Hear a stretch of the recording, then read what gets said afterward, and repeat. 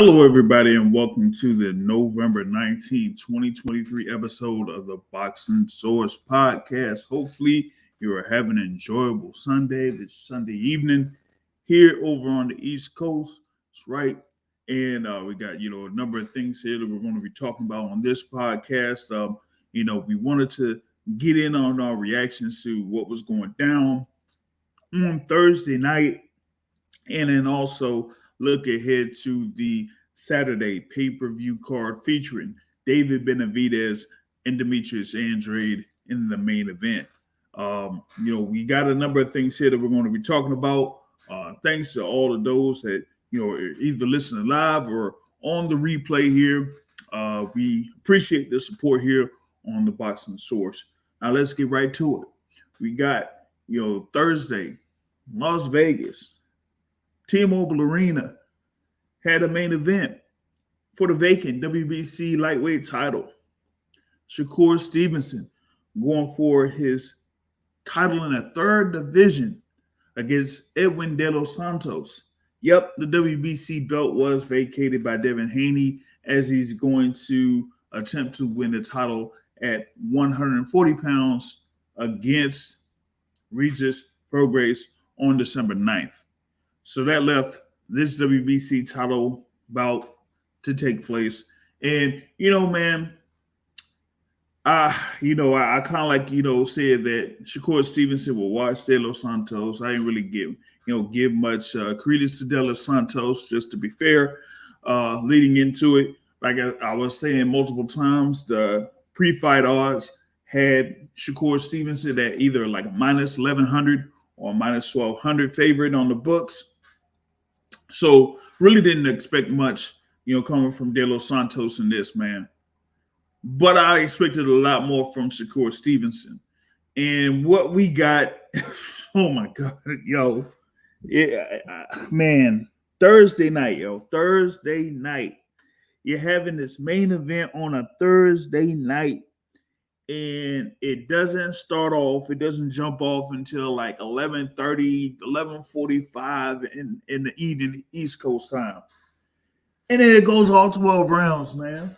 It goes all 12 rounds, and we didn't get much action at all. We didn't get nothing, man.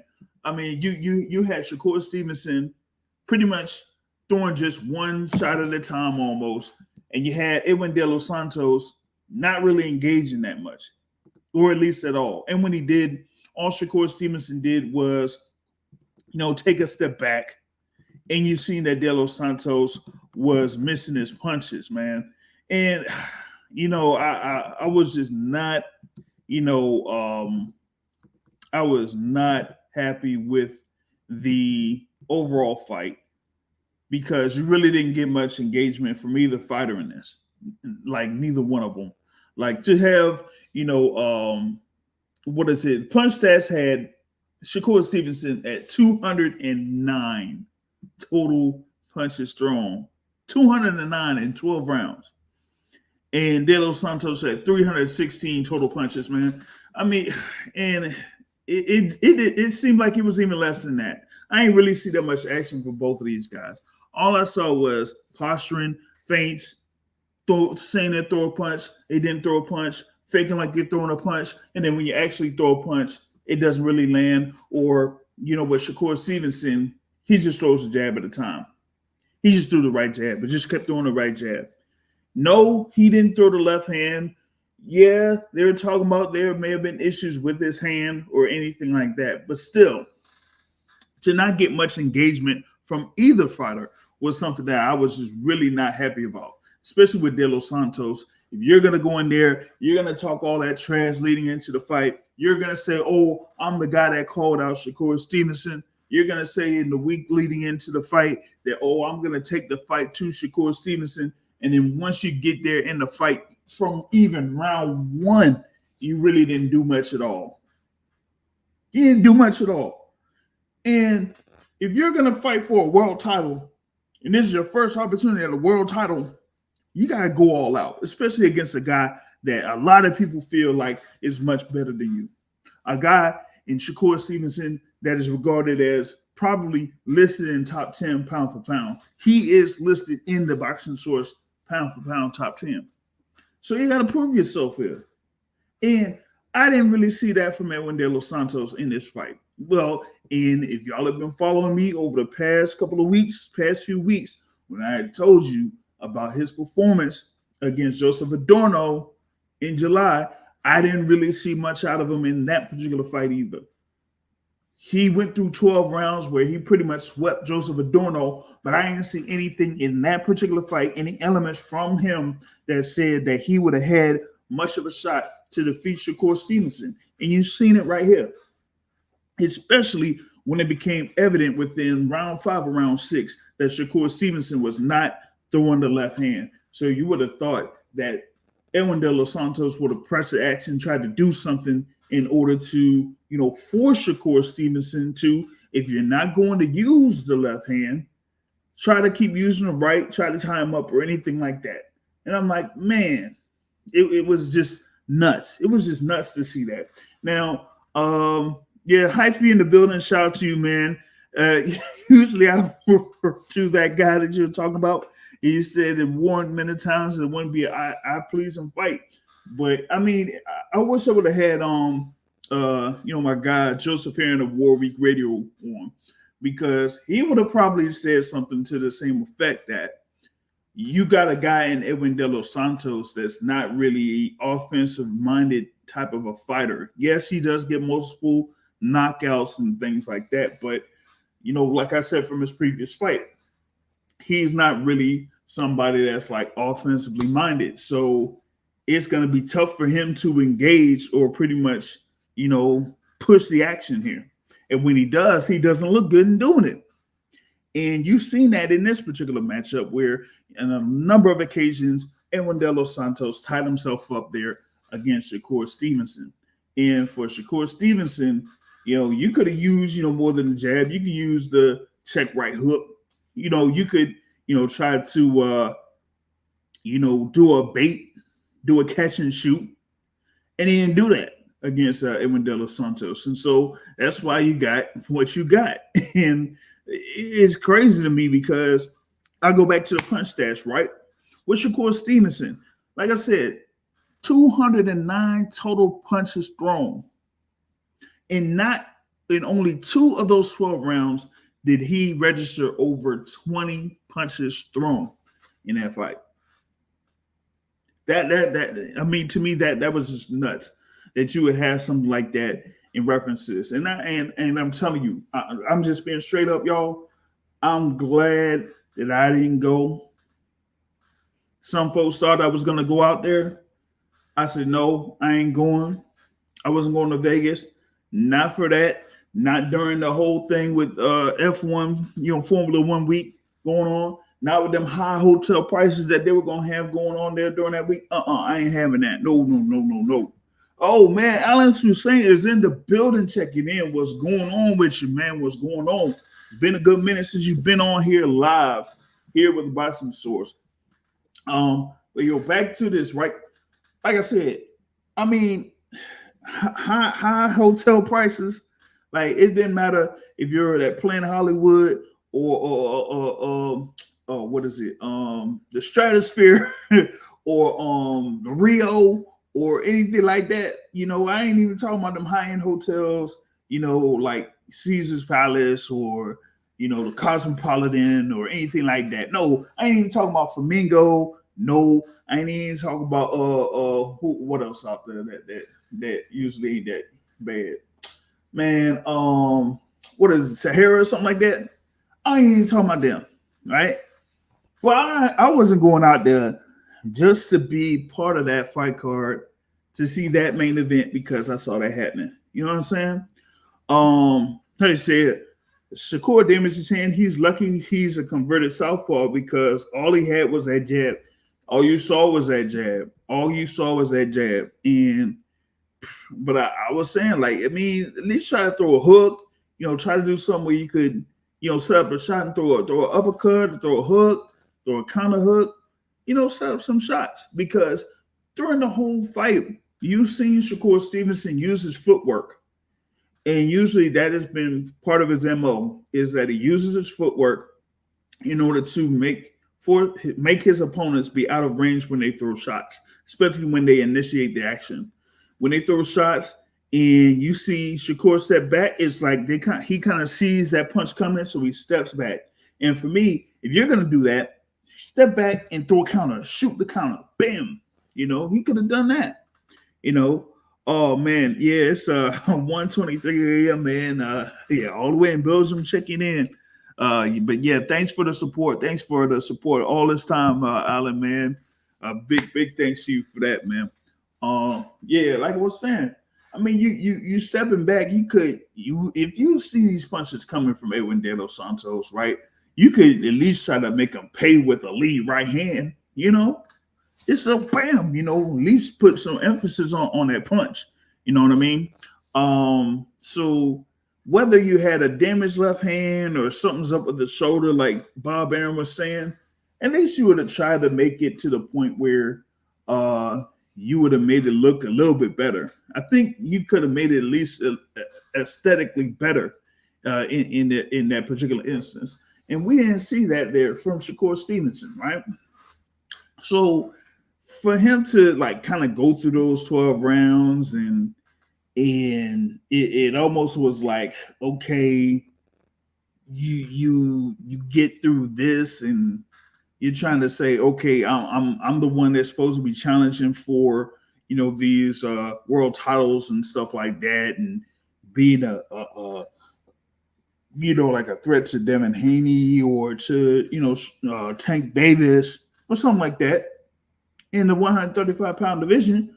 Then you gotta show up and show out. This is your headline. This is like another headline fight for you. This is the second one this year where he's a headliner, and this time they put him in Vegas, and this is like almost in the stage different than when he fought Oscar Valdez last year. And he, just came up with the disappointing performance, according to some. Wanted to get in our guy, the boxing academic, chiming in here, reference to, what was going on Thursday, man, because I know that he has something because we were talking about what was going on during the fight. And you seen about 4 or 5 rounds in, if you didn't see much more out of Shakur Stevenson, you weren't gonna make it. And I don't think you made it. Yeah, man. The thing about boxing is that I'm gonna say a riddle. Objects in motion stay in motion. Objects at rest stay at rest. If we as fight fans are used to seeing boxing on Saturdays, and not necessarily in the middle of the week, and it's not necessarily a norm that boxing fights are coming on in the middle of the week, how they used to come on, way back when in our parents or, the different generations' time. That's not the norm.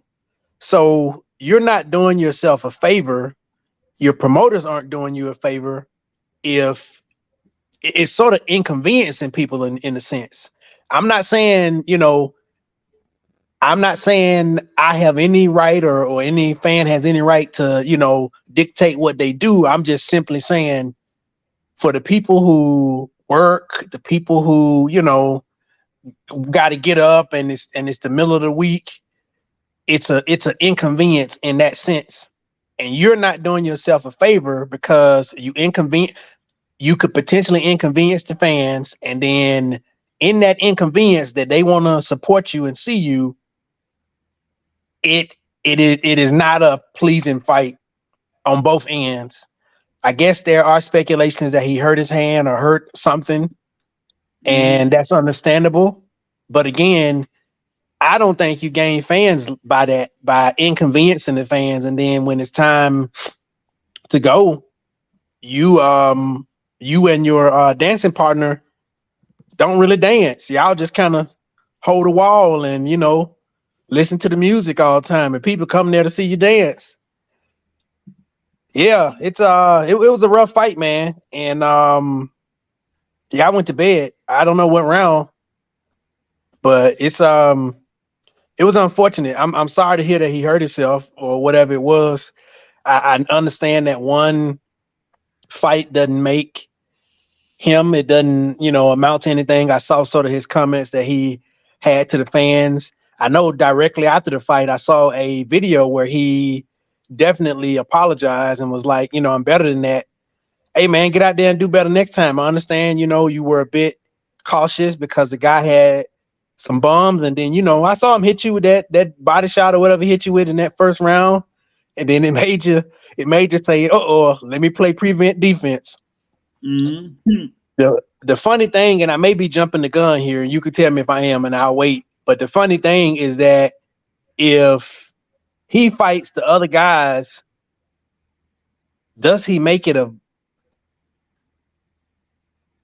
I'm trying to find a nice word than to say boring. Does he make it a non-crowd pleasing fight?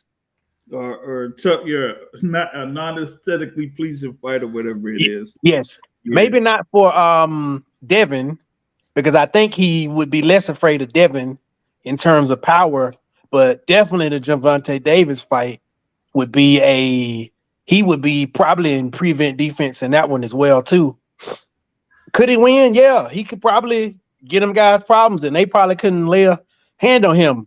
But the difference between let's even just stay a Mayweather-ish, I hit you and you don't hit me style. The major difference is that, as you said, Mayweather would counter. Mayweather would have 10, 12 shots that are clean counters. And it looks so good to where he landing clean on people when they miss him. Mm-hmm. He just, he didn't really want to engage, and he'll do better next time.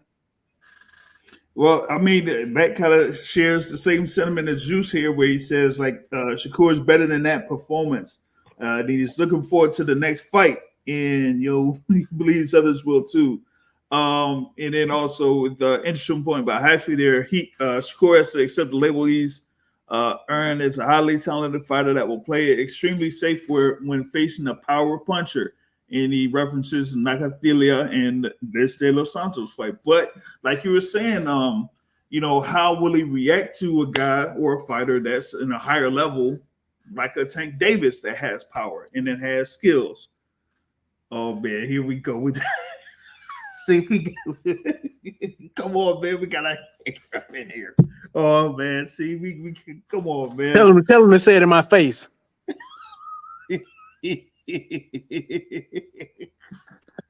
He out here hating, man. He out here hating. But yeah, MBO, are you drunk again? Are you drunk texting me on this show? Oh man.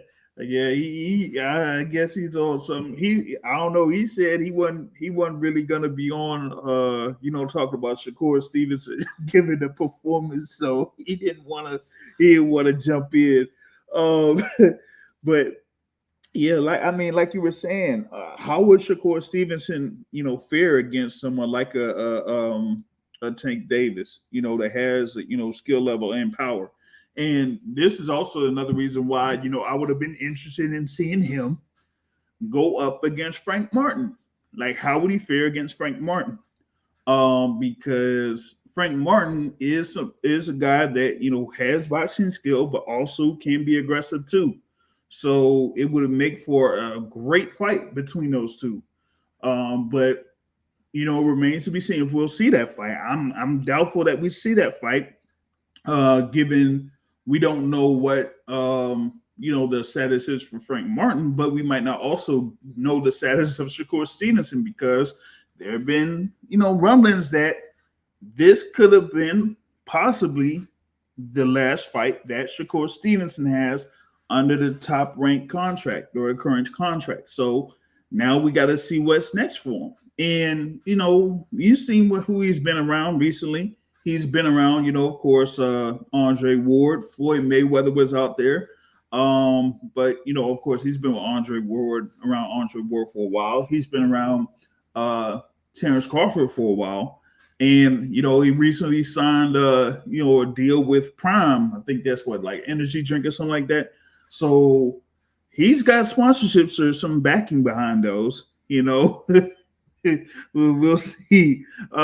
See, here's NBO. He said Shakur Stevenson should only fight in dark matches, no more TV. Like, he should be in only like those small arenas, with like 4 or 5 fights on there and nobody covering it on TV. Like, come on, yo. Oh man. Hype said, like, confident the criticism will humble Shakur, leading to further improvement as a fighter. Yeah, I mean, I don't know, man. What did Shakur say like after that fight? He said what it was. Like, he said he wasn't 100% tonight. No excuses, but anybody with 2 eyes know the real. But look, one day they with you, next day they hate you. He says, I love it. 21-0. See y'all next time out. Oh yeah. If you don't want to watch, don't fucking watch. Y'all can't break me. And a bad night don't make me. Well, the thing about it is, though, right, is that I kind of like seen this for here.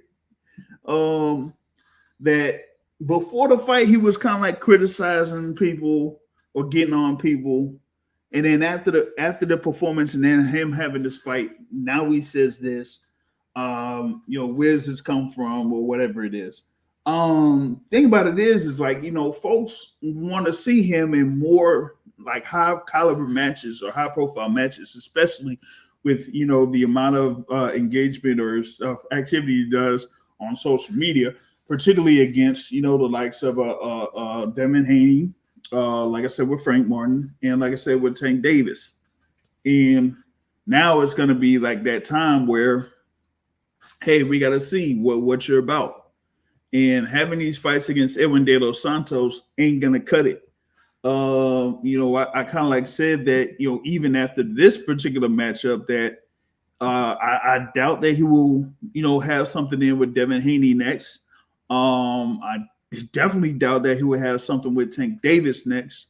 And with him, getting a vacant belt, that he might fight another, make a defense and fight someone like William Zepeda.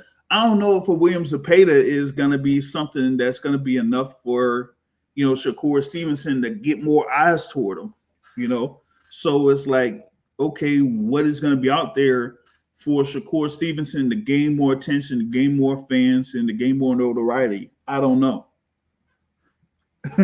NVO says, are we even sure Shakur won the fight? Like, I mean, hey, man, look. De Los Santos only connected on 13% of his punches, man. I mean, that's it. Like he only landed like 4 punches in a round for like 2 of the 12 rounds. Everywhere else, it was almost like nil, slim to nil, or at least I ain't even looked to see if it was. So who knows, man. Hey, what does Top Rank do next with Shakur? Like I said, I don't know. They gotta see if they can re-up the deal. If they have if his deal has expired, they gotta see if Top Rank is gonna re-up his deal, and then let's see, give him an opponent that which will allow him to look good. Or do they move forward with a Navarrete fight? I'm gonna get to that a little bit later with Navarrete, because thank goodness for Navarrete in this fight with Conceição. I got a comment on Bob Arum. All right. So it's no secret, Shakur's kind of stunk up the place with the fight. In terms of the performance and his dance partner's performance. When that supposedly happened to Rickendahl, Bob Arum kind of disowned him. Mm-hmm. Has there been any clips of Bob Arum talking crap about him the same way he sort of did with Terrence Crawford and other people, or did he learn his lesson? Did he say something, or will he not say something because this is his last fight, and is he making money off him to where it wouldn't even matter? I mean, I don't know, man.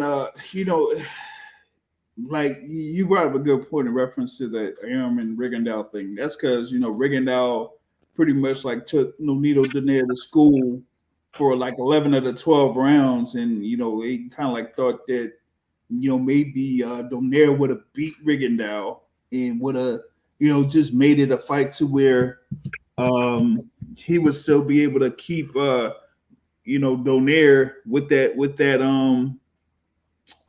momentum. So we got to see like how how they got to do it. So here with Shakur, I thought that they already put him in that compromising position when Arum pretty much said ahead of time that they were going to feature Shakur Stevenson in that slot on a Thursday night. Like if he's supposed to be a 2-division world champion at the time, and you put him in that slot, then you kind of like had some type of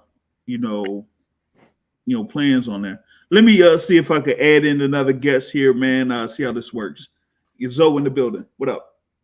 What's up? What's up? What's up, folks? What's up, Boxing Source, Boxing Academic? What's up with your country ass? What's up? what's they don't talk about the host calling him country like that. Man, it is what it is. Man, so what's the topic, man? What you guys talking about? We talk about your boy Shakur Stevenson, man. What you think of that performance? Well, it was a horrible performance. Like it was I mean, I don't agree with the scorecards. Like I don't know where you found 115, 113, or 160, 112, but regardless of the scorecard, it was a horrible fight to watch. And then around round 2, I was watching the fight. I'm like, why is he not countering the left hand? Because every time he stepped back, he got right back in there, but it was no return fight. I'm like, if he's stepping back in there, throw it. That's also thinking maybe his left hand might be compromised. My thing is, I do not go in the rabbit hole. The same thing I used to go on with Rigondeaux and some of Floyd fights. I do not go in the rabbit hole of blaming the winner for why the fight was boring. I could never do that. You feel me? Like, throw more punches then. Force the fight to be more exciting then. Well, yeah, at least, try to like make more of it. You know what I mean?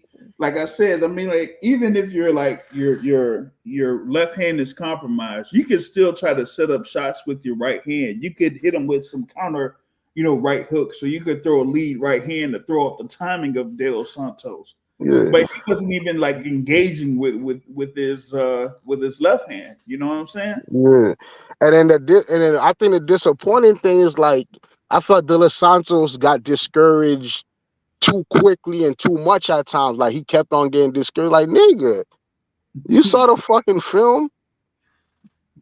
Right. Like you saw the fucking film, you know what you was getting in the ring with, nigga. Why you getting discouraged and shit, dog? Like you gotta press that shit, especially against a one-handed fighter that threw 209 punches and you threw 316. What's your excuse, nigga? Right. Like I said, I'm like, yo, he wasn't even engaging or nothing on that, man. Like he only threw like 30 something punches in 2 of those 12 rounds. That's De Los Santos. So but and like I said, with that being most said, of that, yeah, go ahead. With that being said, with this horrible performance, does my 2026 thing look more feasible than what you were saying about next year? I mean, a little bit more feasible, yes, but 2026 is a far cry off for a Shakur versus Tank fight. Is Jeremiah Ortiz next? Jermaine Ortiz next. I mean, someone said that here on the chat. He said he probably fight Jermaine Ortiz. I gotta see what's up with Jermaine Ortiz because they were saying like either he was like bouncing up from 135 and 140. So I mean I gotta gauge that. I'll probably ask around to see where he's at right now. You know what I'm saying? I think Ortiz is next because Ortiz. I think Ortiz is the type of fight that's gonna, make him look good again. After Ortiz is gonna be one of those fucking vacant titles, which is either gonna be Kambosos. It's probably gonna be Kambosos first. They're gonna make him fight that vacant title. Now he's the WBC and IBF championship because that's probably the belt Kambosos is gonna get. So that's 2 belts. So then we go into 2025. By that time, They're gonna give us the Navarrete fight, which they horny for. You can tell. You can tell they want that fight bad. So they're gonna give us the Navarrete fight. Probably put that shit on pay-per-view, and then finish off the year with Lomachenko on a unification fight for Lomachenko's WBO belt. He's gonna inevitably get. And then 2026, he's gonna have enough leverage, enough and equity to even speak to Tank. At least he'll look good in Navarrete fight. I mean, maybe, but here's the thing though, with Shakur winning the WBC, right? It was a vacant WBC, so I gotta figure out what the WBC said in reference to this situation, because they recently had their convention and they said that they were gonna make a decision on modification, after this fight took place.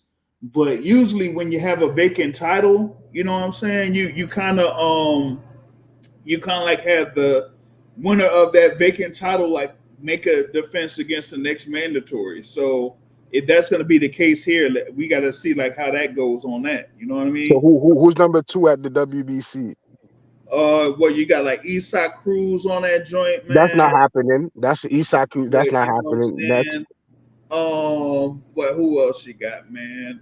Hold on. I had because I had like posted it on the website on the boxingsource.net. Like y'all could visit the boxingsource.net with the Lomachenko. If Lomachenko's on that list, is not happening. Lomachenko's not happening. He's gonna fight.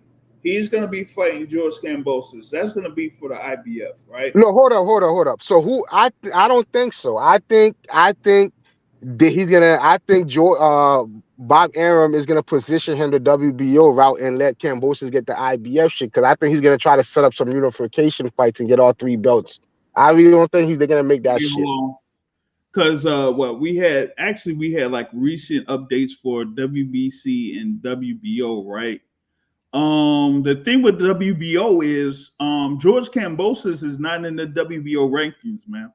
I know. That's what I said, but Kambosos is in the IBF rankings. Right. Lomachenko is number 1 for the IBO, right? For the WBO, right? For the WBO, yes. That's what I'm saying. They're gonna make him fight some jobber for the WBO belt, and they're gonna make Kambosos rematch Maxie Hughes for the IBF strap. And they want to have all 3 belts. They want to have as much belt. Dirty. That's the way, because that's the best way to position Shakur to be a star, is to get 3 belts, especially if you get 3 belts, individually. Mm-hmm. He said against subpar contests.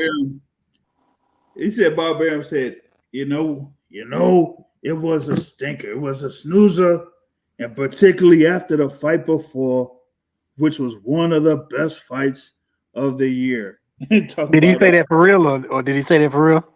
He probably did. I gotta find it though. That was a robbery. Conseca beat Navarrete. That was a robbery. I thought, man, without those 2 knockdowns, right? 115, 111. Yeah, 115, 111. I mean, I could see that. You know what I'm saying? But I mean, see, that was a much better fight. But the thing about it is, it was how much rounds did the judges give Navarrete? Even though like a lot of times he was missing. So it was kind of like, man, he could have that could have been something for him, man. I thought he would have been able to pull it off. I think the judges, because of how sloppy in the back half Conseca punches was looking, I think because of how sloppy it was, the judges probably wasn't scoring it. But fuck it, it's landing, motherfucker. What the fuck? Yeah. Nigga, I don't give a fuck, bro. I watch Cubans fight, nigga. I don't give a fuck. It's a land, nigga. What the fuck? You're right. Like like even if it's sloppy, you still had the, So I'm supposed to pretend it didn't land because it looked fucking ugly and weak, nigga. I don't like. Then Tim Bradley never want to fight. Then you feel me? What the fuck? So I'm Porter never want to fight. Then if I have to judge the shit by how cute it looks when it land, nigga. What the fuck? Yeah. Oh man, but yeah, going back on the thing what NVO is talking about. This is on it's on the boxing scene with that comment. But also thanks to Alan for joining in live. Waiting for Golovkin news. Yeah, good luck with that, buddy. Because Golovkin is Golovkin's retired. he's retired, bro. Retired, man. He's retired. He said, Bob Arum said in reference to the fight, he said, I think that Shakur had to fight the fight he did because I think he had some injuries. He said he had him visiting doctors in the weeks before the fight for various ailments. So therefore, he fought a very cautious fight, but it was a stinker. It was a snoozer, and particularly after the Navarrete Conceição fight, which is one of the best fights of the year. He said he thought that one of those injuries that Stevenson had, could have caused him to withdraw from the fight. I'm like, okay. Yo, here's the thing. I got this from World Week Radio, so this is not my information. But what they're saying is apparently Disney requested the Top Rank to make the whole event to promote the Grand Prix. So Top Rank was doing this whole event for as a favor to ESPN. So I don't think this nigga even had an option to withdraw. Yeah. Oh shoot. So you mean to tell me that Disney had hustled Bob Arum and Top Rank like Wayne Brady to Dave Chappelle talking about this is not an option. This is not an option, nigga. You feel me? Because that's how the whole Thursday night shit came about. Like Disney, as they didn't give a fuck about ticket sales. The viewership. They just needed niggas to promote the fucking Grand Prix. Like you spend every 20 minutes. Yeah. Hey, that's understandable. I get that, right? Yeah.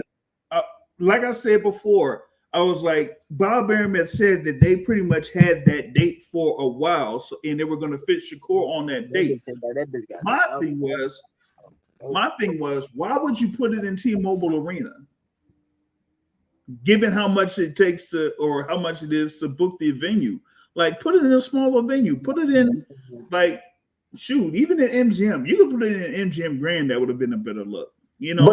But them niggas said they don't give a fuck about profit. They just need you to promote. That's probably why. You feel me? They probably put the money up then.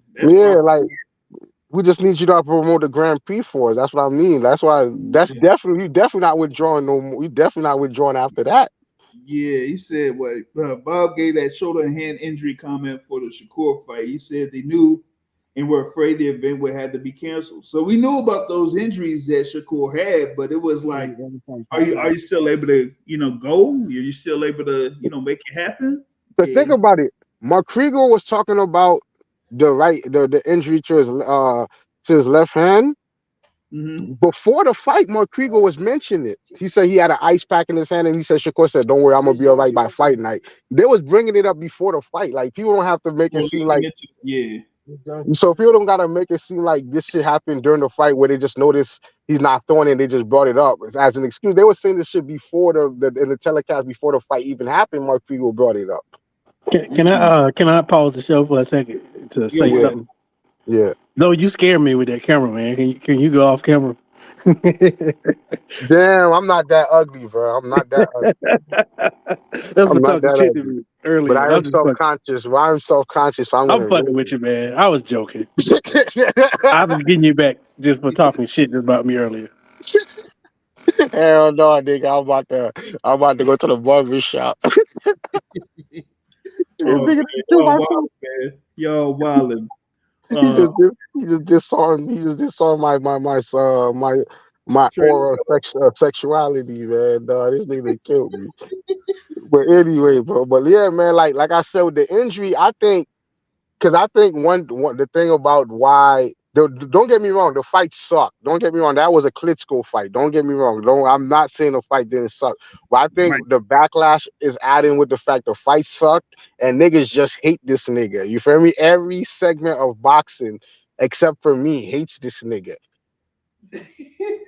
Hey, there's a good number of people that do not like Shakur Stevenson, whether it's fans of, Tank Davis or fans of Devin Haney or maybe or niggas who need a new villain after Bud did what he did in November, in September to Terence Crawford, Spence. So now they gotta dump that hate somewhere else. So that extra hate came after that too. Oh no! I think there's some people that still don't like Terrence Crawford. That still feel like if Yeah, they they have hate a him. No, rematch, you know what I I'm saying? know. No, I'm not saying it's not a lot. There's a lot of niggas who hate him. There's a lot of niggas who's pretending Spence had a fucking. It's Oh, crazy.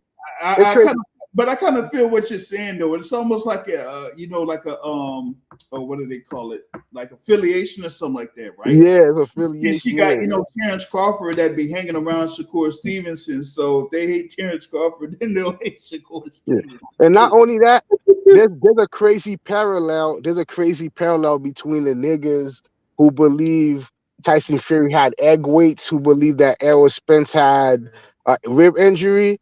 It's a crazy parallel between the niggas who believe that refuses to believe that this nigga might have had an injury to his left hand, and I find that crazy. Yep. Hey, I like find what that crazy. Gary's saying, man. He says Shakur probably like set up a trap, saying that he purposely fought worse on this joint, man. He said that he was gonna hold back in his fight, but it's not because of the injury. Y'all can speculate, but it's not my time or place to tell why. Well, I mean, like I said, there was something I said like a while ago in reference to Shakur Stevenson's status as far as like business perspective is concerned. If he does re-up with Top Rank, then you might see more of what Zoe was talking about as far as like the plan to not fight Take until 2026. But Shakur Stevenson had like a shirt on where he had like a hit list of folks that he was going to fight, and that Tank Davis was at the bottom of the list. So, maybe he has like a set plan of trying to get himself built up to eventually fight Tank Davis. And And even if you listen to Shakur in every interview, when he bring up Tank, he said down the line, I think that's the biggest fight. He always tell you it's down the line. He never says it's tomorrow. He always telling you down the line that's gonna be the biggest fight. And he always tell you that he has some work to do. He always tell niggas that shit. He knows this ain't no. This isn't not like in 2000. He's in a worse position than Bud was in 2015, thinking he's gonna fight Spence and get 50-50. You feel me? In a worse position, you can't get 5%. If they offer you 5%, I wouldn't even trip. And I'm a Shakur fan. word. You Shout feel out me? to be told in the building. He says Stevenson's garbage, man. Google a complete fight on the film study. Shakur Stevenson versus De Los Santos. 80% of Stevenson's punches didn't even touch De Los Santos. He said the De Los Santos punch count is way higher. I mean, man, Whoever said that, whoever wrote that, let me go look at the comments. Tip Bayless. Yeah, man, that nigga probably Dominican, man. and I mean, He probably I eating empanadas listen, right now. He's listen, eating man. an empanada That right now De while Los I typing that. Santos, that De Los Santos performance there, man. I was just really disappointed in that, man. Very disappointed in that. As horrible and disgusting and Vladimir Klitschko-esque that fight was, I scored it 118, 110. Yeah, let's see here, man. I'm gonna see if Tip can get on this joint here, man. This is a link for Tip to jump on this joint, man. Tip, here you go, man. You could join in the conversation there. Uh, I'm about to go outside. yeah, he said your new company, darling champion, Shakur Gifted Stevenson. All right, we gotta see what he's gonna talk about in reference to that. I said, yeah, there we go. Tip Ellis in the building here, up in the queue a little bit, but want to get with what Larry Liston's saying here. Shakur was too big of a favorite. They had to even for the potential tank fight. Big brains have big takes. Make Shakur look bad, and he's now more of an underdog. Well, I have to see if they have something where you have potential matchups as far as like those things are concerned. But yeah, Stevenson was like minus 1100 to minus 1200 man. But here's something interesting though about that horrible performance. When that Barthélemy fight happened, and that the Regan Dow Casemiro fight happened, that shit was horrible, and everybody booed it. When the De La Santos Shakur fight happened, Boog, one of the Twitter motherfuckers, Boog, he fucking brought it to everybody's attention that this nigga was actually the number one trending athlete for that bullshit. That shit actually got eyes on him because niggas hate him. Oh Because yeah, after the fight. Yeah, but he was fucking trending for how awful that shit. But what they say, every Yeah, publicity is but good publicity. yeah, I get that though. But I get that because of the level of popularity that Shakur Stevenson had already leading into that fight. So you had, these folks, looking forward to the fight and then seeing this performance, and then you get what happened there. Tip Bayless is in the building. Tip Bayless Yo, in the Like building. and this is why before what you just said is about to make my argument, bro. before Tip Bayless even Shakur Stevenson got a gift on Thursday night. Without a doubt, he got a gift. And I'm gonna tell you this: if you don't think Shakur Stevenson got a gift, tell me Regis ain't get a gift. Regis lost. Regis' last fight. Regis fight versus Urijah. Oh yeah, Regis won that fight. It was just horrible. He won that shit. That shit just was ass. No, the fight was the exact same way. Regis won that fight. No, you're not getting what I'm saying. The fight was the exact same way.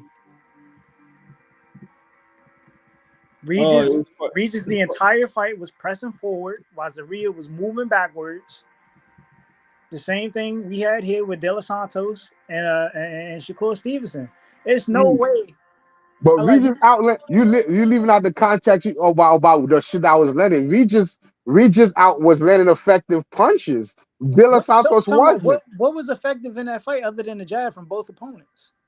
Just the jab from Shakur. That's it. There was no jab. How was just the jab from Shakur? In round one, in round three, I think De Los Santos, the 2 rounds I gave De Los Santos, I think he jabbed to the body very well. That shit did not happen after those rounds.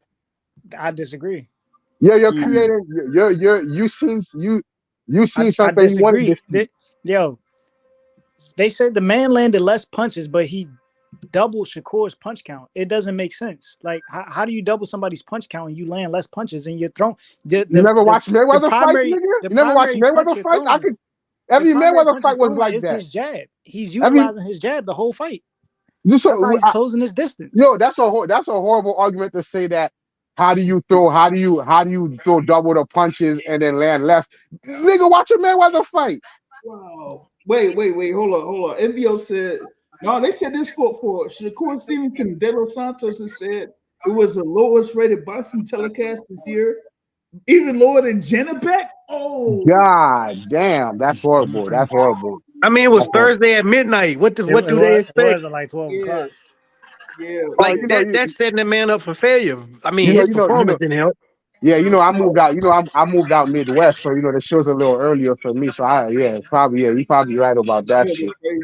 And I'm gonna tell you this: Shakur messed it up. There was an opportunity for boxing to win that night. Shakur messed it up. We could have possibly had boxing on Thursdays, bro. This was a big opportunity to have big events on a Thursday night going forward in the future. That wasn't the goal. Nah, but it sets something up. Yeah, Grand Prix. This whole shit was set up to promote the Grand Prix. That's what the Top Rank was doing this whole Thursday night event as a favor to Disney. Hey, what's the thing that Paulie Malignaggi and what's the name they be Pro Box fights was better than this. I watched them and they be competitive. Yo, you watched the Pro Box show on Wednesday night? Oh, you talking about the one with the Mexican dude and the Australian?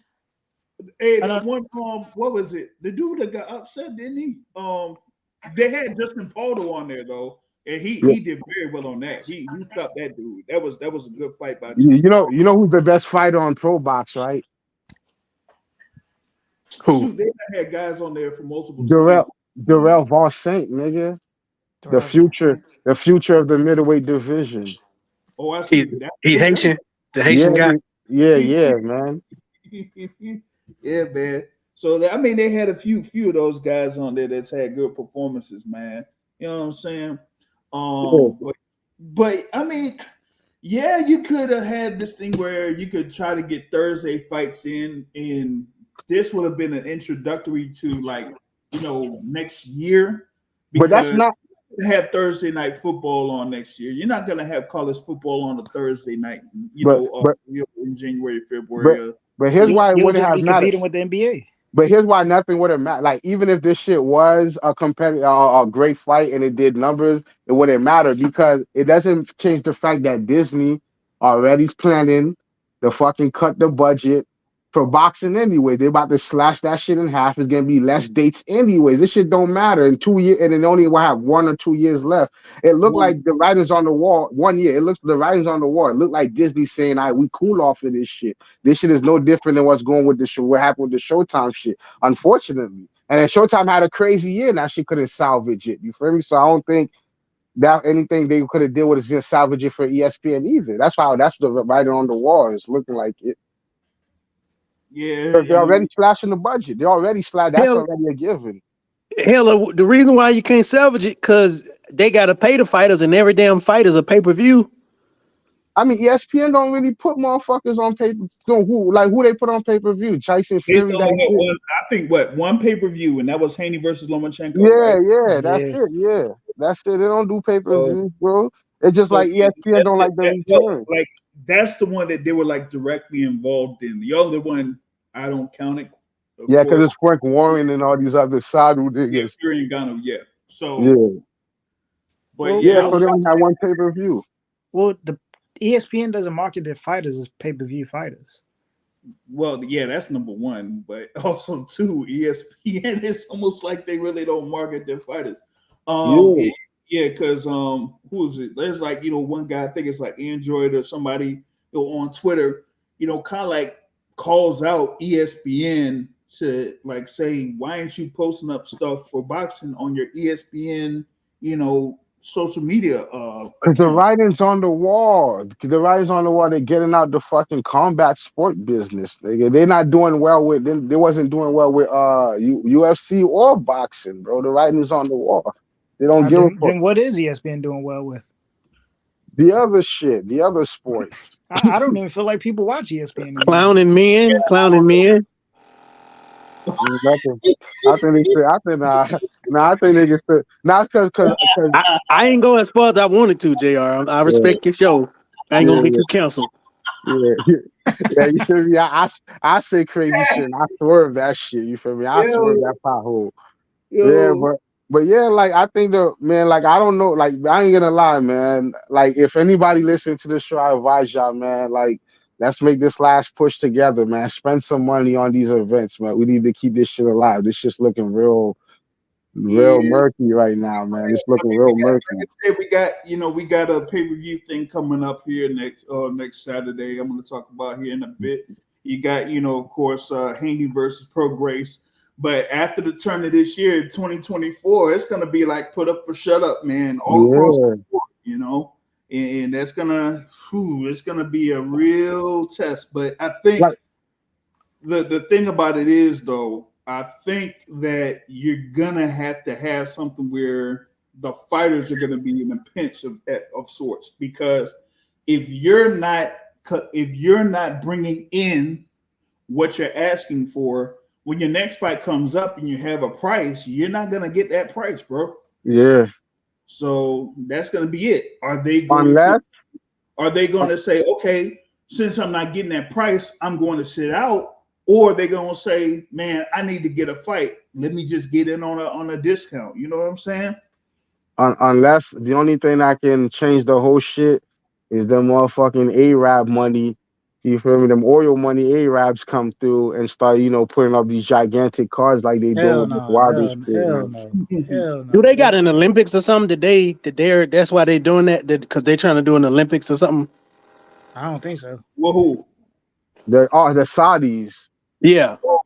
I mean, they got their Saudi type of events there. Like, what is it? Riyadh season, like a whole season. So they had, of course, the thing with Fury and Gano. You got what's going on December 23rd, and you got the thing there for February 4th. So they're saying, hey, man, we got this type of money. We're gonna, host these events, and they're trying to pull those off. I feel like they got the type of money to get like like the people we call the Four Kings. I feel like that they could get every last one of these niggas in a card individually, like not Hell no, fighting bro. each other. That shit Yes, Nah, don't they, need to be in Saudi Arabia, bro. That shit needs nah, to be in the nah. U.S. We can't have those guys over in but Saudi. listen to me. Number one, you gotta just think bigger. I said you could put all four of these motherfuckers in Saudi Arabia individually. Like in one card, they're not fighting each other, they fight somebody else. That should do type of big money. They get paid buku cash. They all get paid like 30 mil each for that bullshit. You feel me? You do that 2-3 times.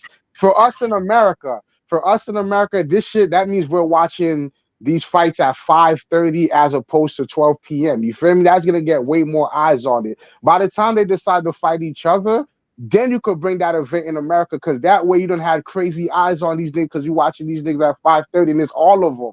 You feel me? I'm telling you, that shit'll work out. We'll have to see on that. Real quick, man, I got the poll up for we talking about Shakur versus Edwin De Los Santos. I said, which fight was worse?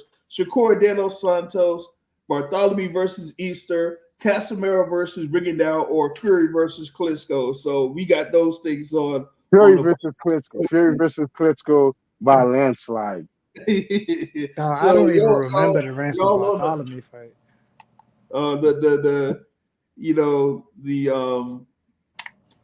So y'all could put in your vote on that poll and see what I got Klitschko. Man, that Navarrete fight that was the co-feature there against Coach Sal. That was a good action fight. Actually, I thought it was a better fight for Navarrete than Navarrete versus Oscar Valdez. I just thought Navarrete just beat up Valdez, especially in the second half of the fight. But De Los Santos was, there swinging, you know what I'm saying? On each time that Navarrete was willing to engage, he was willing to swing back, and it looks like he was landing better than Navarrete was. It was just a matter of him getting knocked down those couple of times that was like the difference in the fight.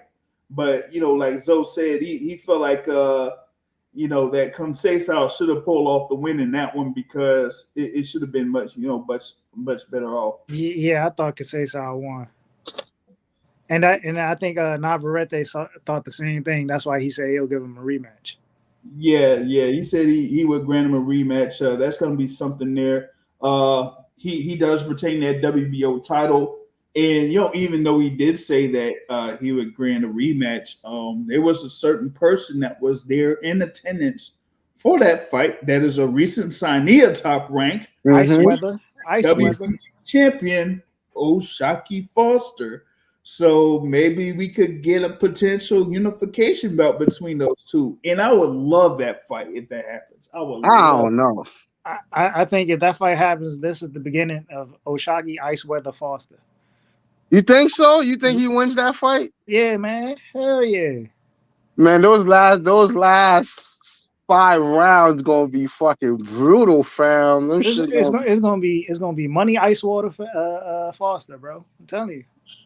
And you gonna have who's the guy there with Regis, the trainer there, man? Shoot. You talking about the ball guy? Yeah. I can't think of his name. Yeah, man, I forgot his name, man. Yeah, he's there. He's there with Regis and with O'Shaquie Foster, man.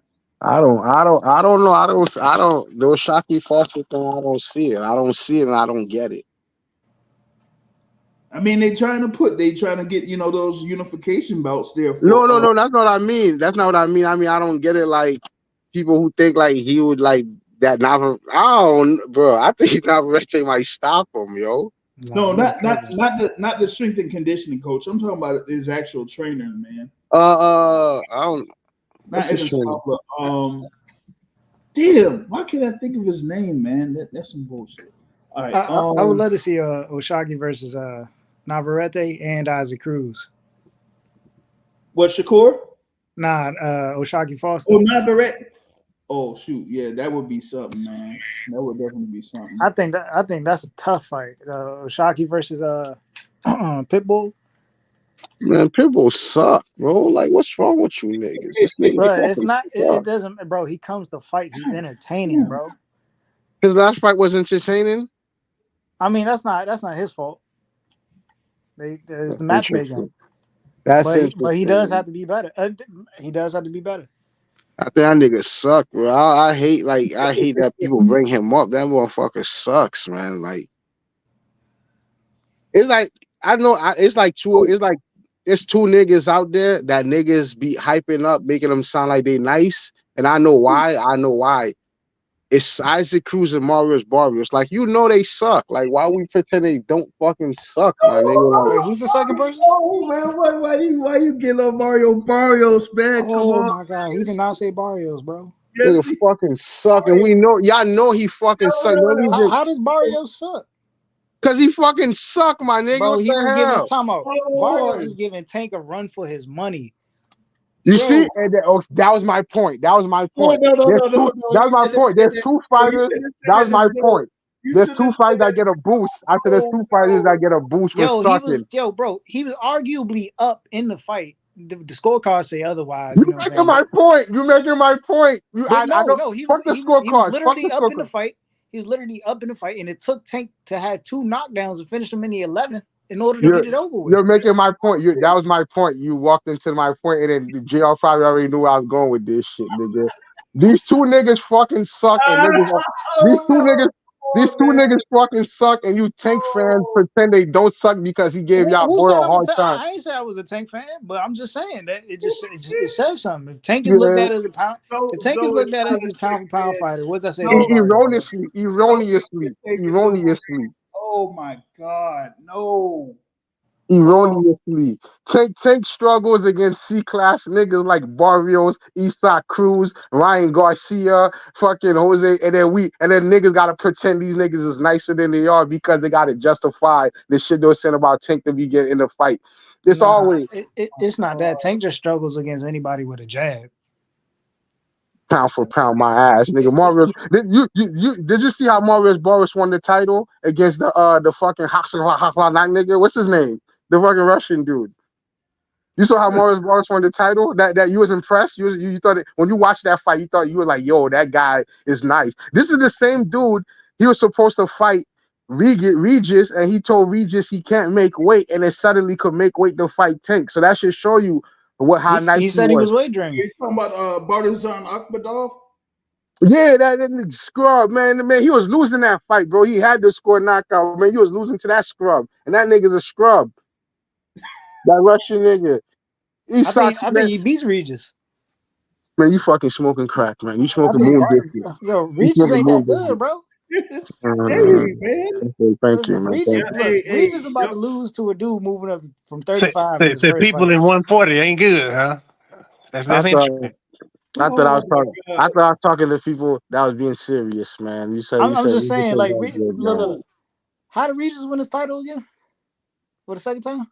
Zepeda by beating Zepeda. I guess that's better. What was Barrios? At that point in time, it's better than beating Barrios, I guess. What was Barrios ranked at when he? What was Barrios ranking when he fought Tank? What was his high? No, fuck that. What was Barrios' highest ranking at 140 ever? I know it off the top of my head, but I want to hear you say it. Well, I wouldn't know. What is it? Number 7, nigga. Stop making it. Zepeda was higher. The nigga you clowning was higher. But Zepeda wasn't more. Zepeda wasn't Zepeda. And he did more. Zepeda wasn't Zepeda at that time. So I mean, like, come on now. It doesn't make it look. It's a good name to have on a resume, but Zepeda wasn't Zepeda. The only name Barrios have on his resume is a 75-year-old Cuban refugee, nigga. That's the only name he has on his resume. Come on, man. Like, come on, bro. That's the name. And it's so bad we try to pretend it got so bad that we try to pretend a Thurman fight was competitive. No, the fuck it wasn't. That was 11-1. That shit was a shutout. Hey. I'll tell you that was a shutout for sure. Hey, Zo, you know the site BoxRec, right? Yeah. You know where BoxRec has Mario Barrios ranked in the welterweight rankings?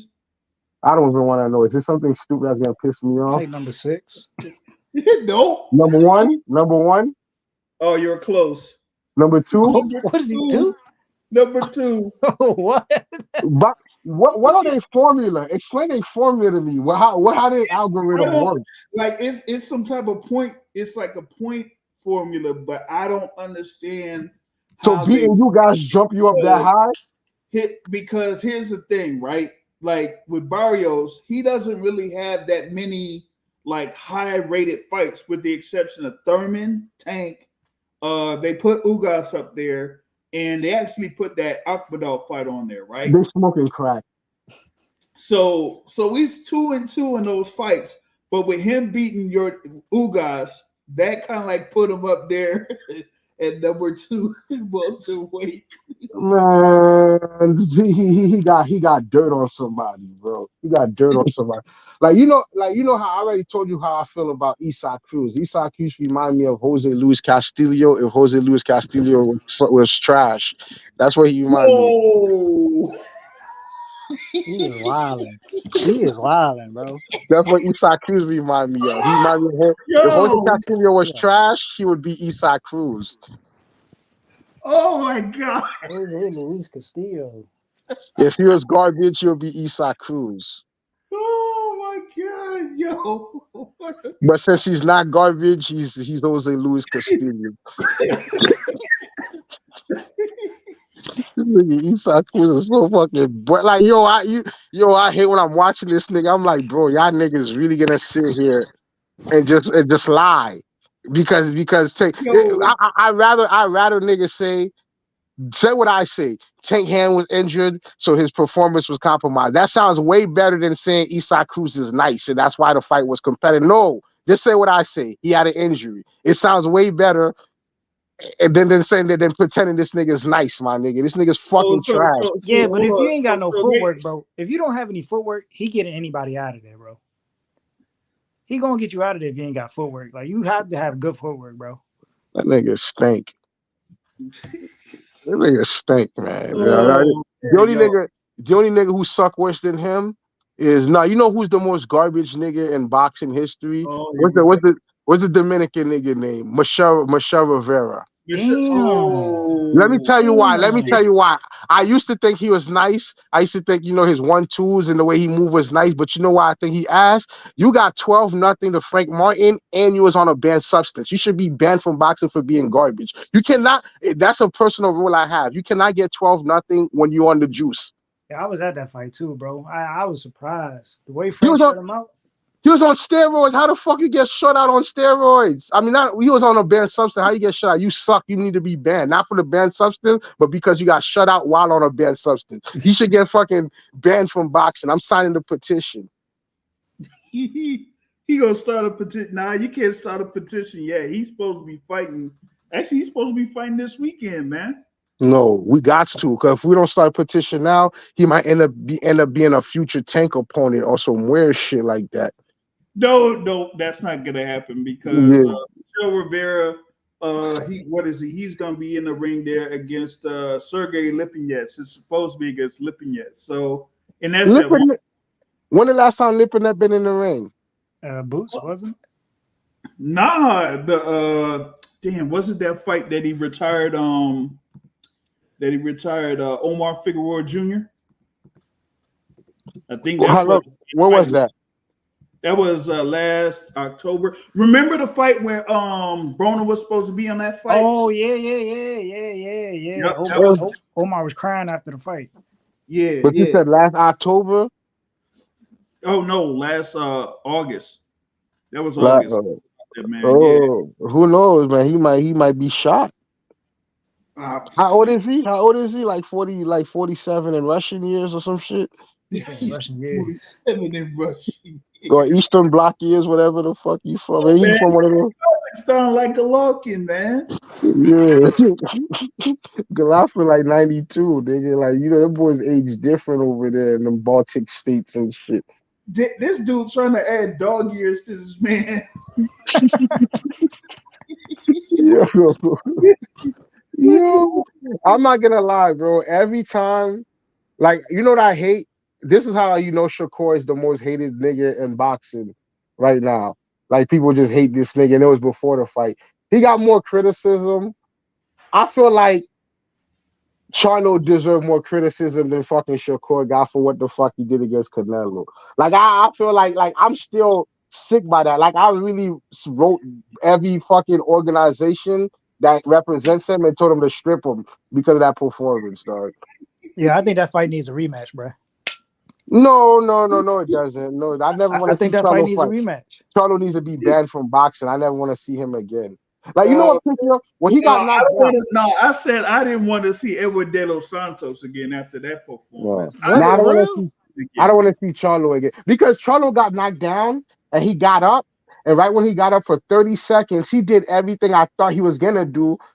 So I'm not a Charlo fan. I think I'm not a big Charlo fan. But when I thought I had Charlo winning. When he got up from that knockdown for the quick 30 seconds, he did everything I thought he was gonna do, and he just stopped. He just stopped.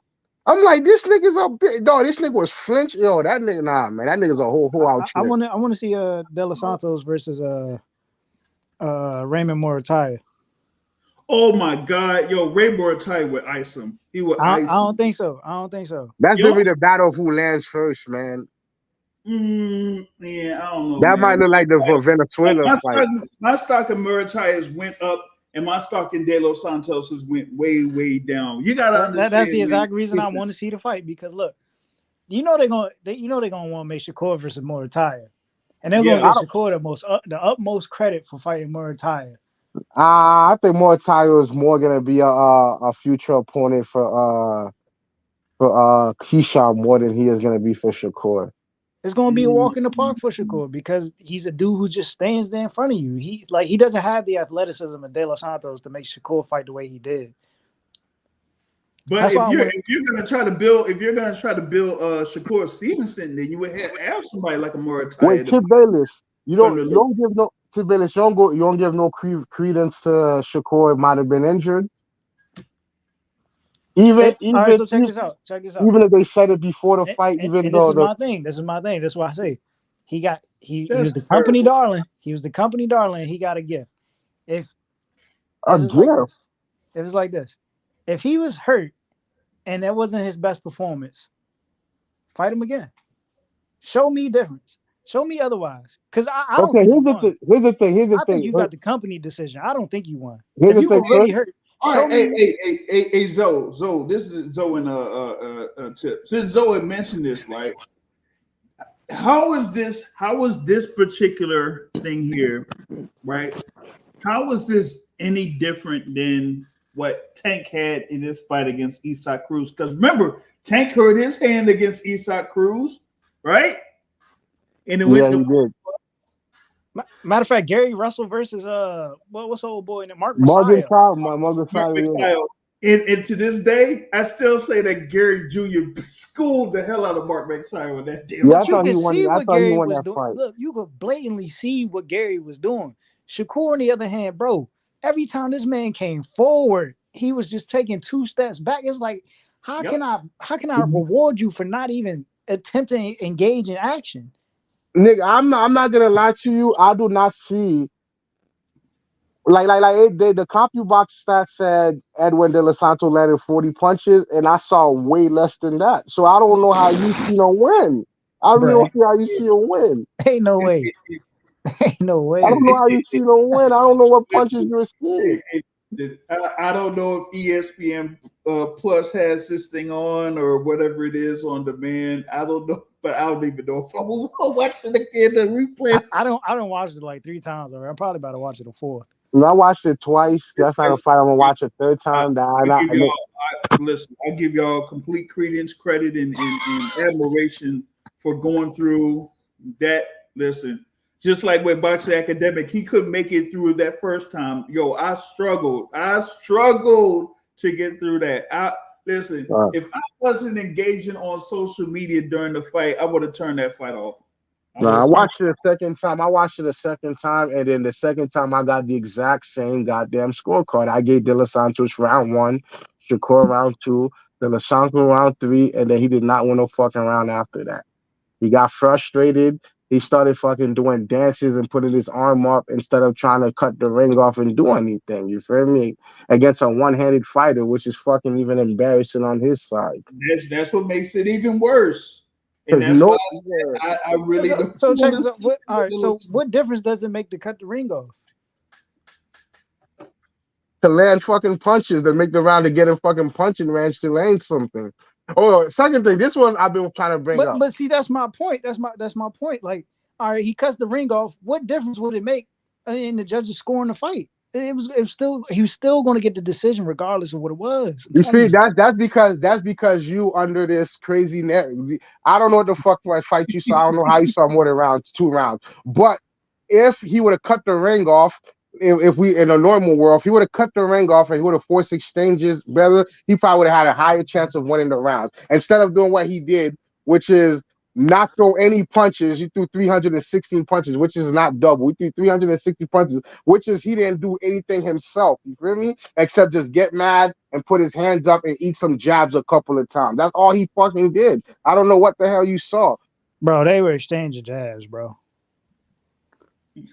Like, it wasn't like Shakur was the only one just landing a punch. Like he was punching with Shakur, and then there was times where Shakur was just throwing punches and hitting the air too. And there was a lot of block shots. And Timothy Bradley was like, "Ooh, Shakur's getting in his groove now." Oh well, me. I don't me. I usually when I watch fights for the second time, I usually watch it without the audio. Without the audio, yeah, without the volume and shit. When I score the fights the second time.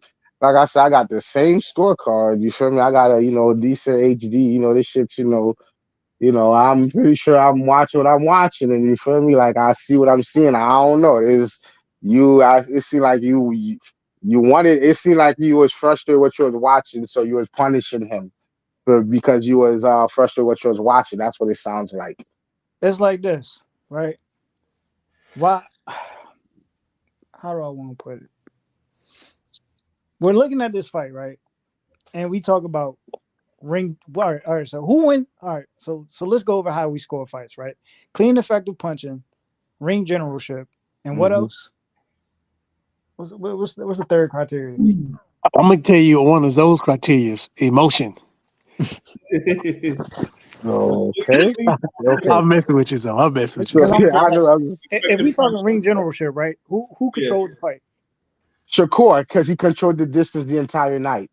Ring generalship, Shakur. So time out. He controlled the distance.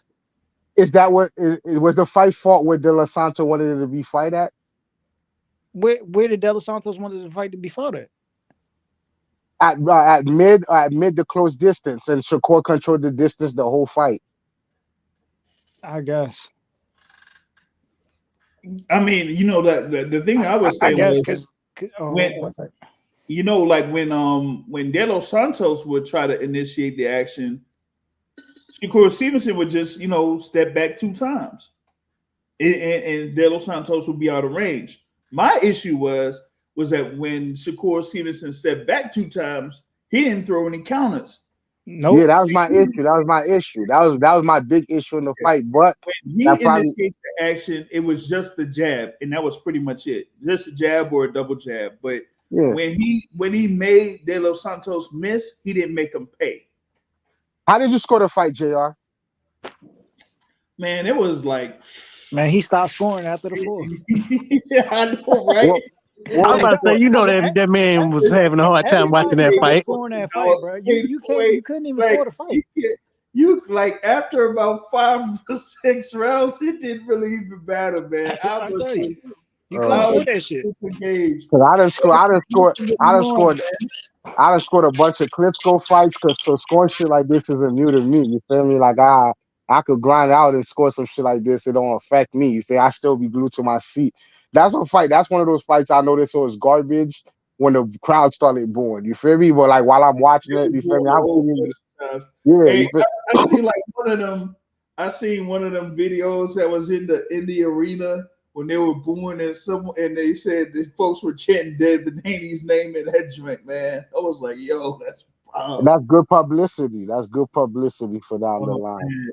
I mean, people talk about Devin, but I ain't seen one of Devin's last. I don't know how many fights been exciting enough. You know, Nah. they've been exciting enough to me to where I wouldn't. You know,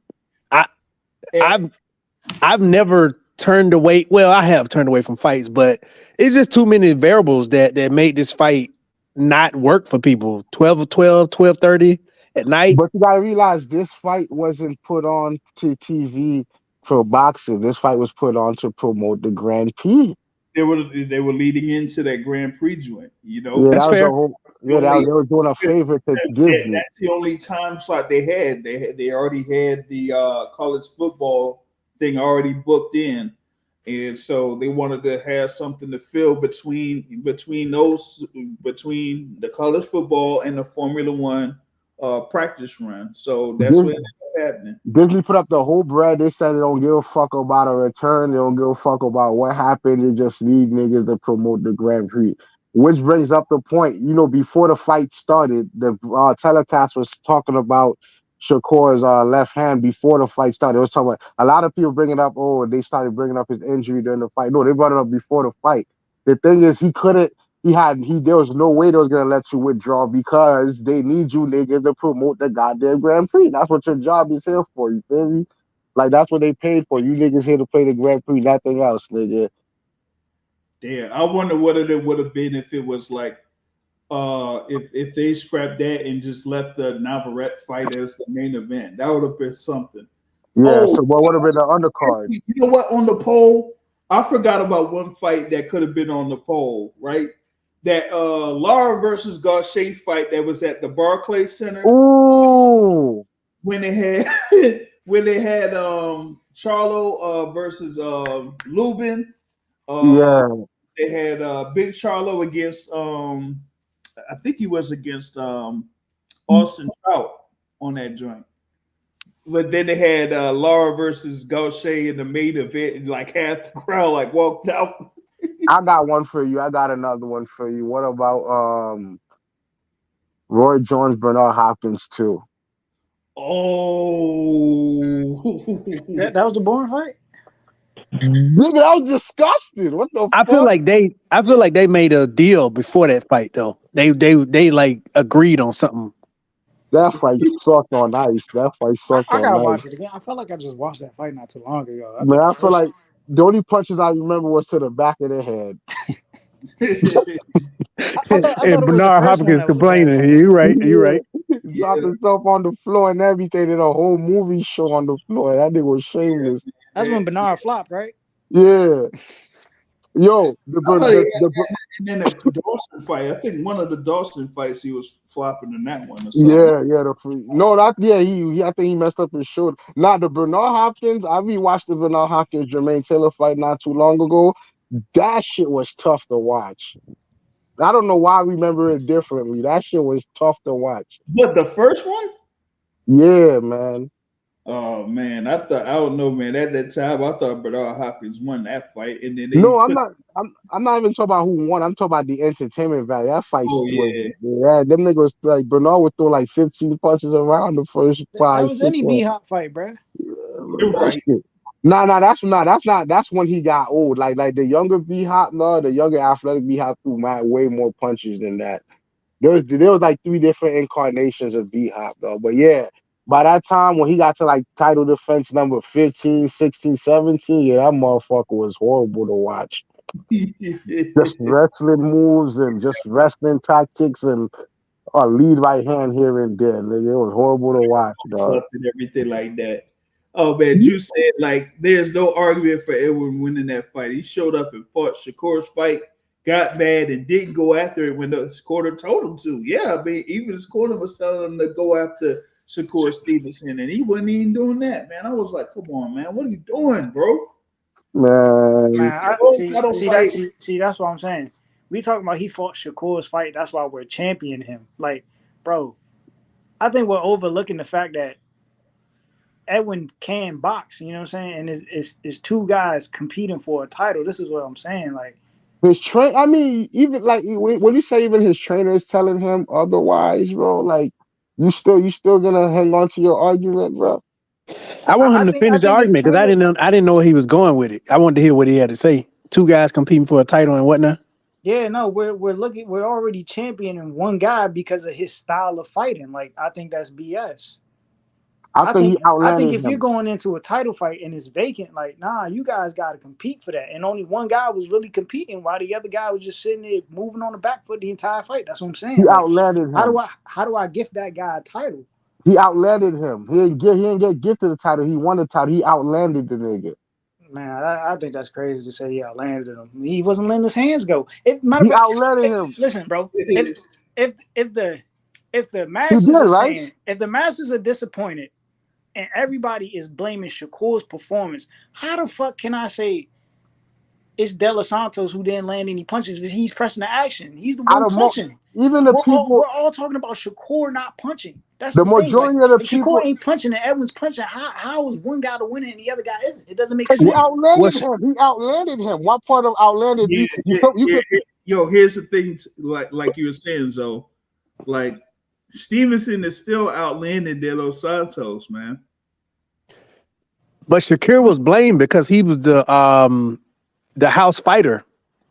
The crazy thing is, even the people outside of you, and there's a handful of people I've seen, but the majority of the people, even the people who blaming Shakur, who say Shakur didn't let his hands go, none of them niggas are saying he lost. They still saying he won. They're just saying that it was a horrible performance. You in a That's very, because very minority. the investment is already made. No, I'm not talking about the ESPN people. I'm talking about the I'm masses. not talking about ESPN. I'm talking about fans. Saying everybody's investment is already in Shakur Stevenson. Nobody gives a fuck about Edwin De Los Santos. They hate this nigga. They still say he won. Hey, you can say that again, Tip. You can say nobody that cares about Edwin De Los Santos. Especially after that performance.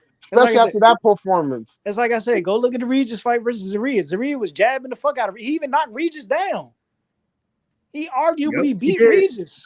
But guess who got the fight? The house guy. That's what I'm saying. It doesn't make sense.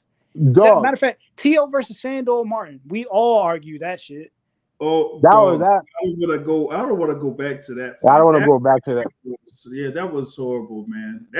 You talk about a fight that was a bad matchup. That was a bad matchup. Sandor Martin was just not a guy that was going to be engaging in any sense of the form. And I went through 12 rounds of that too. And I'm like, come on, man.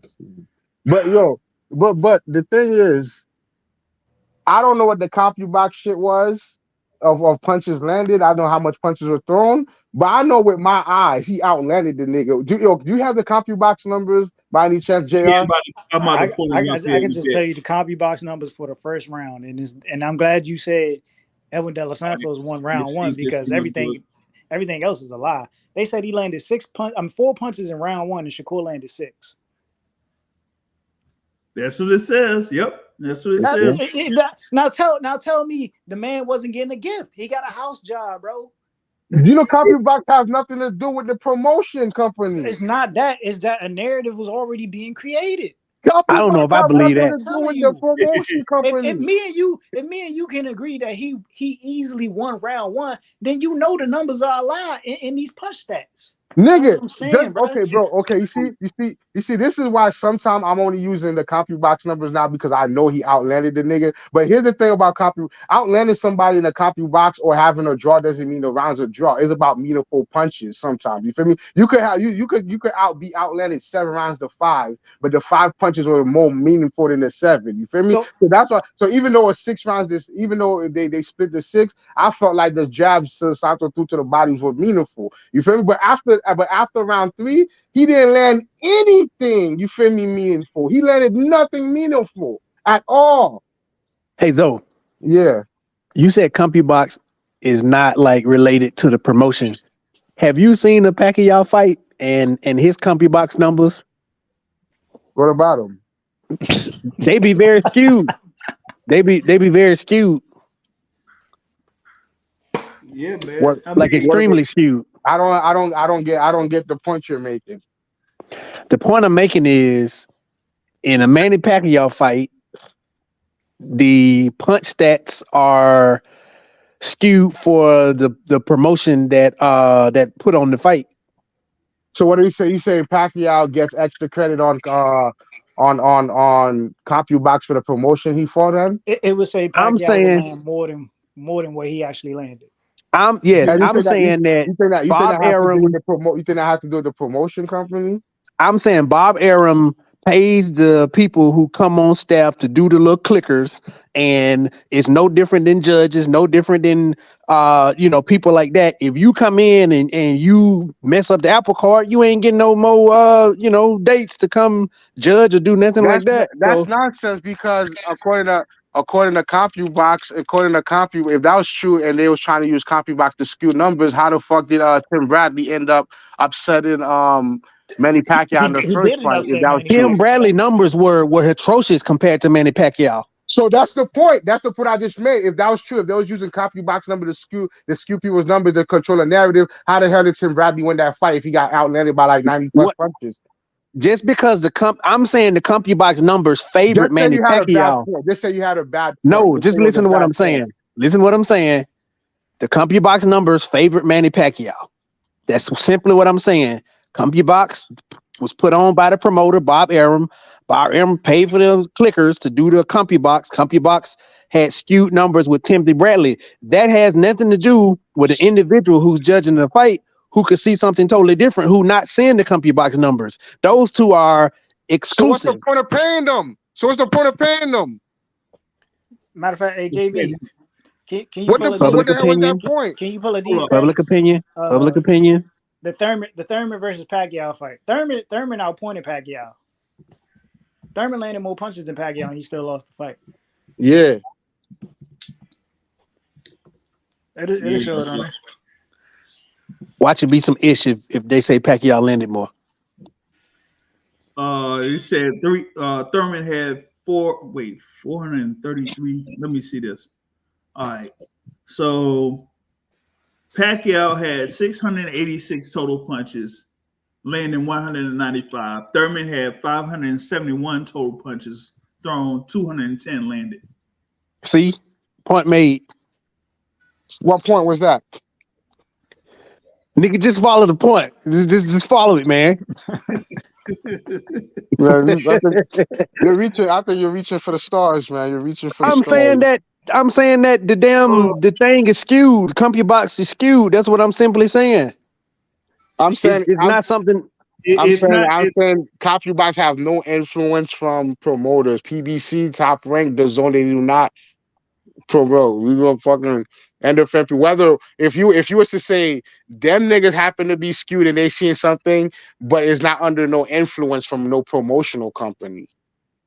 Everything's under the influence of the promotional company. If they're paying your salary, if they're paying you to come there and do a service, even the vendors who they pay to do the arenas and stuff like that, if they don't like something about you, you ain't finna get called back to do the vendoring.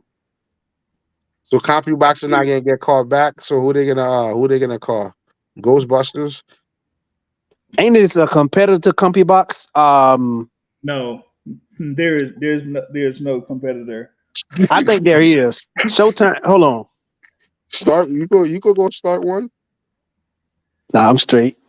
You can start one. You could start one and decrease Shakur's punching percentage by 45% every fight. You could go ahead. Feel free. Don't they got them? What's them little There's the little Filipino people on YouTube that got their own shit. You remember they always or slow mo and shit. They're the one who said Pacquiao beat Floyd. Remember them? Oh, the one where they try to like mark every punch thrown or something. Like that. They slowed. Yeah, they said they had one for Haney Long, but they had one for everybody, dog. They already changed. They even had Conor McGregor landing way more punches against Floyd. I'm like, fuck out of here. Oh man, yeah. That's something there, man. My thing is with punches is that if it's effective, then it doesn't matter like how many punches someone throws. If it makes an effect towards the fight, then that'll give them the advantage or something for that particular round or over the course of the fight. So if nothing's happening in the fight, then those little 3, 4, 5 little bullshit ass jabs that Shakur's landing, I gotta give him a round because that's the only thing that's fucking landing that little fucking ugly ass boy. But here's something I've been trying to sneak in. Yo, that referee towards like the round 8 towards end, he did not let these niggas. He didn't like. I seen Shakur trying to fight on the inside. He was not trying to let these niggas let that nigga get any working on the inside. That shit was pissing me the fuck off, son. That's kind of interesting. I thought like Harvey Dock Yeah. was a guy that would kind of allow that type of stuff to happen. Though. Nah, I thought because I was complaining. I remember complaining during the back half, like from round 8 on. I kept on coming. I'm like, yo, nigga, let that nigga work, bro. Like every time he'll Shakur try to create an advantage, like put pin one of his hands down to create a punching advantage. This nigga immediately would step up, dog, just as the punch is going. I'm like, come on, bro, you blowing my shit. Yeah, he kind of like didn't want the fighters to engage in close quarters all too tough, man. That was that kind of was a little bit off in that sense, but it still didn't make for him but any much of a better fight overall. Yeah, now I think that shit pissed me off because I know the one of the secrets niggas don't know is this nigga got a fucking disgusting ass inside game, dog. That and I hate the fact that he's gonna have to show it against Tank. That's gonna be ass because I wish he could show it before that, even so people don't act surprised when they see Tank get mauled on the inside and shit. Well, according to you, that won't happen until 2026. So we're still going to hold a while for that to happen. Yeah. All right. But man, that's that part, man. I wanted to get into this thing for David Benavidez and Demetrius Andrade. I think folks are favoring Benavidez to win this. Looks like he's really, training hard for this particular fight, trying to, make a statement in this one. But my thing with Andrade is he just has that footwork and the awkwardness to, give people issues, man. So I don't know if Benavidez will be able to try to get a stoppage here in this joint, man. And it might end up being a tougher fight than people realize. Like people favor David Benavidez to get the win, but I don't know about if he's gonna, get the stoppage here in this one. You got somebody here that says that like Benavidez is the best at 168. I mean, wow, they're gonna be surprised. They're gonna be surprised blue. by Boo Boo's counter punching and his combination punching. I'm gonna just tell you that now. But will his power affect him though? It'll be enough to keep him off. But no, matter of fact, let me not even say that. Boo Boo put guys. We gotta stop overrating power. We gotta stop overrating power so much, man. I think Boo Boo's almost put every guy down in his last couple of fights. Yeah, Boo Boo doesn't need to hurt him to win this fight. I just don't know if I don't know if Boo Boo have enough juice left enough to execute what he needs to do for a 4-12 round to win the fight. That's my only issue. If this was 2-3 years ago, and I seen enough work of him at 168, I probably would have picked him handedly. But right now, I think he loses a close split decision. I don't think he's gonna have enough juice to do what he needs to do to be consistently.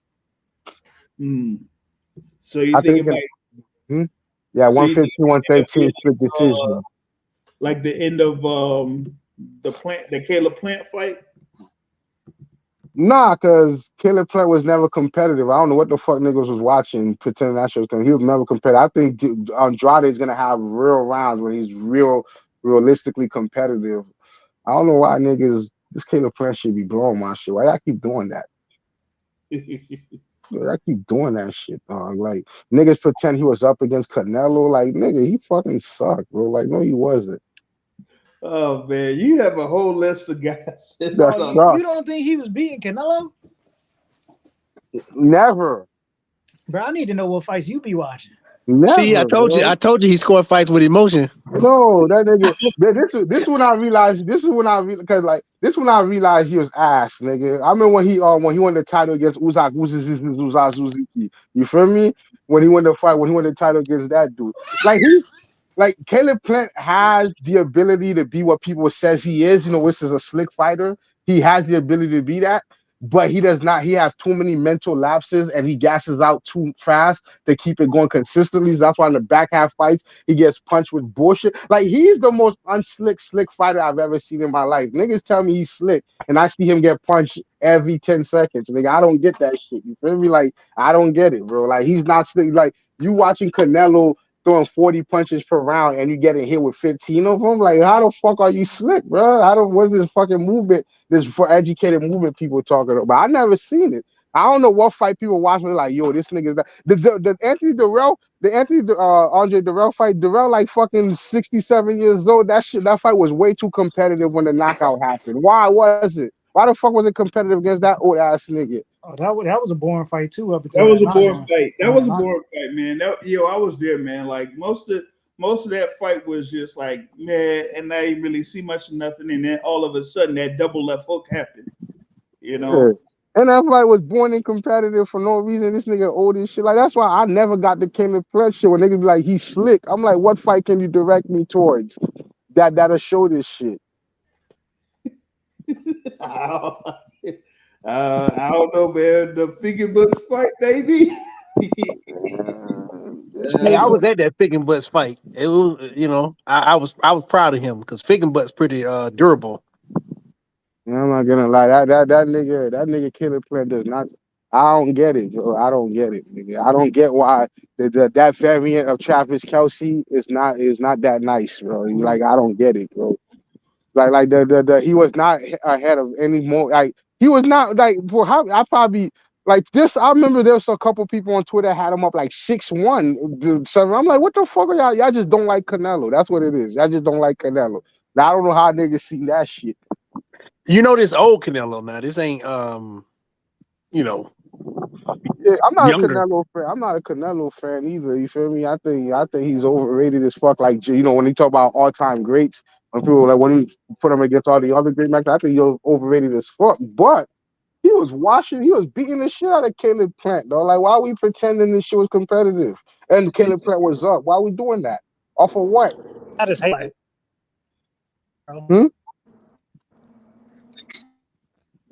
So what you were saying, Tip? Looks like they go on and off on Tip's side. But yeah. And the thing is, like after the Benavidez fight that Caleb Plant had, they ain't really in much of a rush to get him back in the ring or something like that, man. Right, bro. Like, man, I can't, man. I ain't gonna lie. The only reason he didn't get stopped in that Caleb Plant fight is because he was holding for dear life, though. Even the thing about him, like potentially fighting David Morrell Jr., like they ain't even really. Right. They ain't even right. In that. That's why you got David Morrell fighting Sinag Becko on December 16th, man. So man. But we gotta see what's up. The thing with Benavidez here, man, against Andrade. That's gonna be a good fight, good little. Yeah, I think that's gonna be a very competitive fight, man. Now, the thing you said about Andrade, he does end up knocking down, the majority of the fighters that he's faced. So if he's able to get the score knocked down on Benavidez, man, that's gonna be something, especially if he does it early. Because Andrade could, have that early lead and then try to switch things up to make it to where Benavidez has issues trying to, land something significant on Andrade. You know what I'm saying? Yeah. So I like to see how that ends up. But I was talking with Jose Benavidez Sr. on what it was Thursday or something like that. Yeah, Thursday. And he's had all his guys, preparing, David, Jose Jr., and you saw the thing there with Diego Pacheco. Like he was able to score a knockout win on Saturday. But he says he got, David really prepared for this fight. So I'm really looking forward to seeing what happens there with that, man. This is Andrade's first fight at 168. Well, who? This is his first or second fight at 68. Andrade second. Yeah. Okay. Remember he fought DeMar Nicholson in January. I was not supposed to remember that. I still think the fight gonna be very dependent on if Andrade power, if he has enough power to like keep what's his name respect. Because if it is like Caleb Plant, then it ain't gonna be much he can do if he doesn't feel his power and like make him sort of respected and stuff. But if he does knock him down and he can feel like his shots and stuff and has to respect it, then it'll be a good fight. If he don't respect his power and he don't have enough power to keep him honest, then it won't be a good fight. I think Boxing Academic, I think he put too much stock in that power thing, man. This is the first time you've ever, well, maybe not ever. This is the first time I've said about someone's power. I'm simply speaking on this fight with a fighter who sort of moves around the ring against a Matador fighter who's stalking him in a sense. He could realistically win a boxing match and not let him touch him. But I'm just simply saying when they are engaging, if he don't disrupt him or make him think about something, then it's gonna be a long night. Because unless his feet just too slow and he just follow him around sort of like he was doing Caleb Plant, that could be the outcome as well. You know what version of this fight we can get? I hope we don't, but I think it is possible. We might get a version of this fight where Andrade is trying to use his feints and awkwardness to land something, and at the same time, Benavidez is trying to rely on fucking awkwardness and broken rhythm to land something, and then we just end up in a staring contest, nigga. There's a fucking universe where this shit happens. I hope it don't. Yeah, I hope that ain't gonna be the case where Benavidez will be a little bit tentative in throwing his punches, especially in those first few rounds. That wouldn't be a good look for him. Because we see this as David Benavidez' second fight this year that's been on pay-per-view. So they're trying to build him up. You know how, Zoe, you talk about Shakur Stevenson and how, it looks like they're trying to build him up to eventually face Tank. It looks like they try to build up Benavidez. And so, For who? For Morrell? Nah, they're going to try to build him up for Canelo, I guess. Man, yeah, well, come on, man. You still believe in that shit? Like they I don't think they facing Morrell, man. Like, if you talk with Tip knows, like if you talk with Coach Ronnie Shields, like, Benavidez Senior said like they ain't really, entertaining facing Morrell, you know what I'm saying? Especially, now. They talked about it when Morrell was just starting out, but now it don't look all too tough like. Yeah, I think the sooner you fought Morrell, the better. Like you give this nigga 2-3 more fights, he gonna. I still take Benavidez yet, but 2-3 more fights, he gonna wash you. You might as well get this shit out the way back. That's a fight you could let marinate a little bit longer. You know what I'm saying? They're both still young. I think Benavidez is what, 26 or 20? Yeah, if you let it marinate any longer, Durrell's gonna get so good that it's not gonna be a competitive fight no more, dog. I'm talking about if you Benavidez, it's better to fight him sooner. If you wait any longer, he's gonna beat the fuck out of you. You can beat him now. I think Morrell should move up and go fight Bivol. Yeah, I've heard you say that before. Yeah, that'd be a good fight. Yeah, but hold up, boys. I'm about to switch devices. Oh man, I've heard people